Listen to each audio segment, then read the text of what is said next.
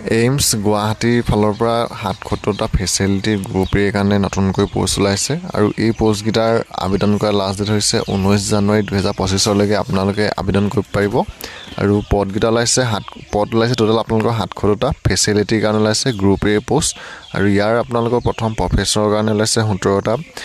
ইয়াৰে ইউআৰৰ কাৰণে আছে 6টা ওবিচিৰ কাৰণে ওলাইছে 6টা এছচিৰ কাৰণে আছে 4টা এছটিৰ কাৰণে ইয়াত নাই আৰু ইডব্লিউএছৰ কাৰণে ওলাইছে এটা পোষ্ট আৰু পে স্কেলটো থাকিব আপোনালোকৰ ৩৭,৪০০ৰ পৰা ৬৭,০০০ টকা পৰ্যন্ত আৰু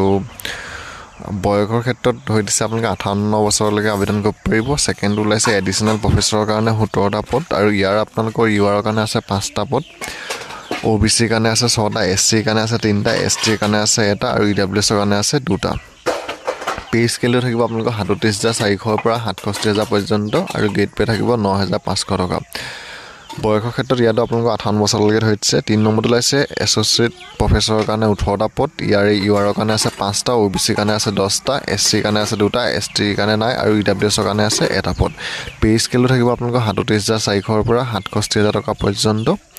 আৰু বয়সৰ ক্ষেত্ৰত আপোনালোকে এই পদকেইটাৰ কাৰণে ৫০ বছৰলৈকে পাৰিব আৰু ৪ নম্বৰটো এছিষ্টেণ্ট প্ৰফেচৰৰ কাৰণে ওলাইছে ২৫টা পদ ইয়াৰে ইউআৰৰ কাৰণে আছে 4টা ওবিচিৰ কাৰণে আছে 13টা এছচিৰ কাৰণে 5টা এছটিৰ কাৰণে এটা আৰু ইডব্লিউএছৰ কাৰণে আছে 2টা পদ ইয়াৰ দৰমহা থাকিব আপোনালোকৰ ১৫,০০০ পৰা ৩৯,১০০ পৰ্যন্ত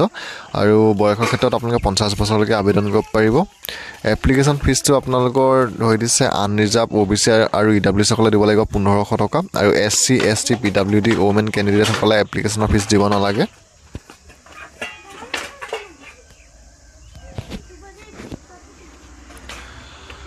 আপোনালোকে অনলাইন আবেদন কৰিব পাৰিব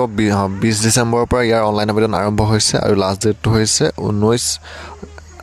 জানুৱাৰী 2025 যদি আপোনালোকে এই পদকেইটাৰ কাৰণে আবেদন কৰিম বুলি ভাবিছে অনলাইনত ইয়াৰ যোনটো অফিচিয়েল ৱেবছাইট আছে সেই ৱেবছাইটটোত গৈ আপোনালোকে এই পদকেইটাৰ কাৰণে অনলাইন যোগে আবেদন কৰিব পাৰিব বৰ্তমান অনলাইন আবেদন আৰম্ভ হৈ গৈছে